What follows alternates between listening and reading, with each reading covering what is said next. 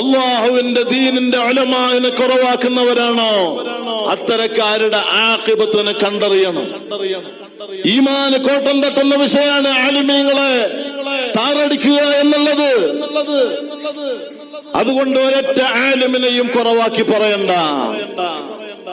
ഒരു ആലിമിനെയും ഗ്രൂപ്പിസത്തിന്റെ പേരിലും അല്ലാതെയും നിന്റെ ഭൗതിക കാര്യലാഭ നേട്ടങ്ങൾക്ക് വേണ്ടിയോ രാഷ്ട്രീയ താല്പര്യങ്ങൾക്ക് വേണ്ടിയോ സുന്നത്ത് ജമാഅത്തിന്റെ ഉലമാനെ താറടിച്ചാൽ ആഖിബത്തിനെ ബാധിക്കുന്ന വിഷയമാണ്, ആഖിറത്തെ ബാധിക്കുന്ന വിഷയമാണ്, ഈമാന് കോട്ടം തട്ടുന്ന ഗൗരവമുള്ള കാര്യമാണ്.